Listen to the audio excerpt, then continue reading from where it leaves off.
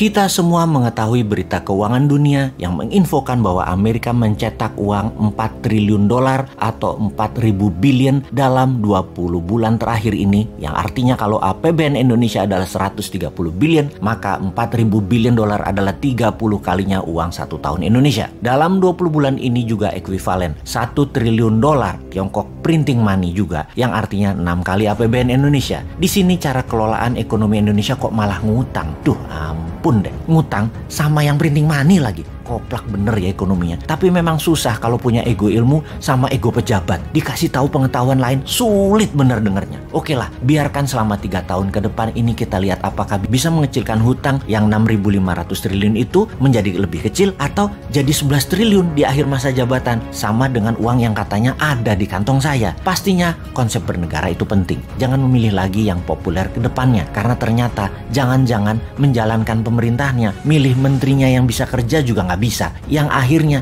dia lagi yang ditunjuk untuk menyelesaikan proyek mercusuarnya. Coba lihat dengan seksama siapa yang bisa bertanding di tahun 2024. Semuanya dirinci. Bisakah membuat rupiah ke 10.000 terhadap dolar? Bisakah membangun tanpa pinjaman IMF dan pinjaman Tiongkok? Bisakah membuat Indonesia menjadi raja ASEAN di tahun 2035? Bisakah mensejajarkan Indonesia dengan Tiongkok dan Amerika di tahun 2045? Apa konsep ekonominya? Apa konsep pertahanan wilayahnya? Pasti nggak ada. Sebutkan 3 gubernur yang populer saat ini di survei terdepan. Mampu nggak dia? Coba tanya incumbent yang saat ini jadi menteri, yang beberapanya cukup genit untuk menari di tahun 2024. Sekarang ngapain aja mereka? Lalu di tahun 2024 nanti mereka ngapain? Rasanya sulit membuat Indonesia menjadi superpower kalau mereka-mereka ini yang menjabat. Ini pertanyaan dan pernyataan loh. Tapi mereka harus buktikan dengan konsep-konsep mereka itu. Atau sisi lain, oposisinya. Siapa yang akan menari di tahun 2024 dari oposisi saat ini? Apa konsep luar negerinya? Timnya siapa saja? New Mind setidaknya ada 5 orang yang sudah dijual tampang mereka dikemas dalam promosi workshop. Mau tahu 100 orang lainnya lagi? Perlahan New Mind akan pajang siapa saja mereka dan silakan menilai. Pastinya mereknya bukan dari oposisi, bukan dari incumbent. Fresh, segar, dan New Mind. Kita belajar banyak 7 tahun ini, belajar banyak 20 tahun ini, dan sadar ternyata genre atau aliran politik 20 tahun terakhir tidak membuat Indonesia berdaulat. Jadi apapun yang berbau aliran gaya 20 tahun terakhir pemerintahannya, harap jangan dikasih peluang lagi. Kita cukup mengatakan terima kasih kepada aliran dalam 20 tahun terakhir ini karena telah berhasil membuat Indonesia tetap utuh. Yang terakhir hampir membelah 2 bangsa ini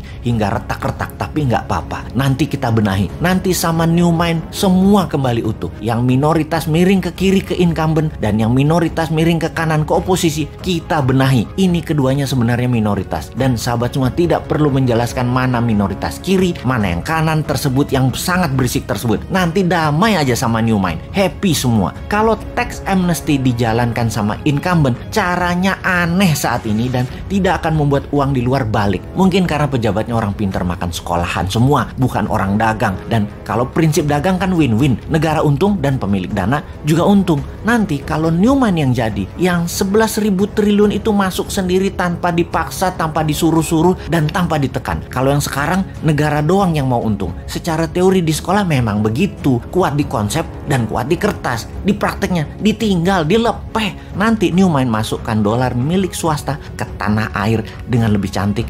Nggak galak, nggak pakai buzzer, nggak naikkan pajak, nggak ada framing dan kriminalisasi. Kita main cantik, semua happy. Mau tahu caranya? Nanti di 2024 kita praktekkan. Time to plan and action. Sudah terlalu banyak isu ekonomi buruk di negara ini. Stop, saatnya Anda tahu wealth profile bisnis yang cocok untuk kepribadian Anda dan menambah penguasaan baru dalam mengelola cash flow Anda. Ambil peluang ini, ikuti Bosman Tour 2023. Solo, Malang, Tangerang, Road to Billionaire. Selamat bergabung.